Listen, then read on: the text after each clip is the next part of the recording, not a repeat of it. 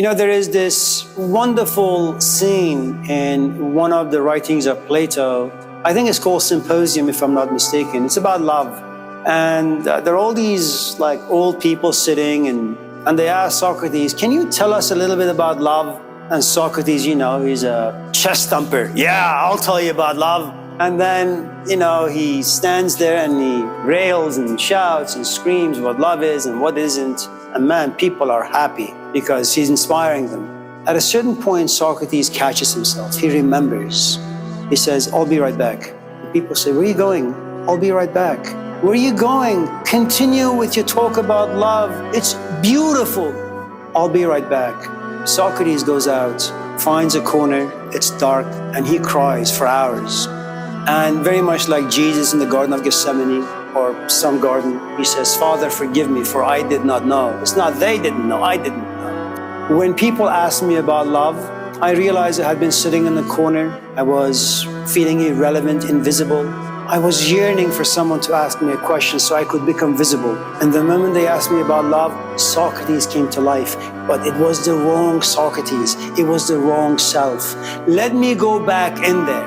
Have Eros, Aphrodite, Venus, Philo, Sophia go inside me. Let them speak through me. Let the spirit of love use me as a vehicle. And then he goes in. And man, his prayers are answered. And he opens his mouth and everybody is now intoxicated because of Socrates. So you have someone who is used as a vehicle, and you have someone who basically has a lot of information and is gifted with a good amount of animation. And these are two different people. One, you could say, is chosen by the god, the Socrates, who is consumed by the gods and now talks of love.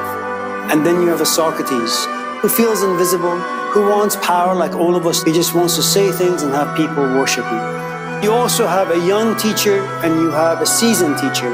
A young teacher is someone who is in love, it's their first time, and they walk into this world with a great amount of hopes and dreams and fantasies. And they assume that because they're in love, none of the lives, contaminants or toxins will ever enter to poison what they feel on the inside. Then you have a seasoned teacher who will never allow such emotions to overtake him. He or she understands the anatomy of love, knows the inner world of love, and how it expresses, manifests itself outwardly. Now that is a seasoned teacher. And to be good at anything, you don't have to talk about being a Socrates. To be a good chef, to be a good pianist, to be like Walt Whitman and write well, all these require sacrifice and training.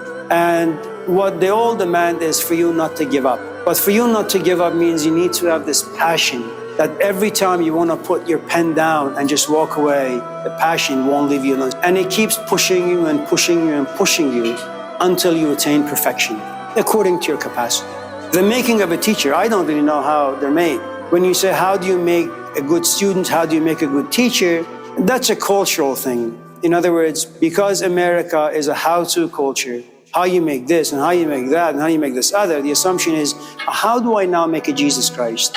And how do I make a St. Paul? And the truth is, for the longest time in human history, they've always been a mystery. They've remained a mystery. No one knows.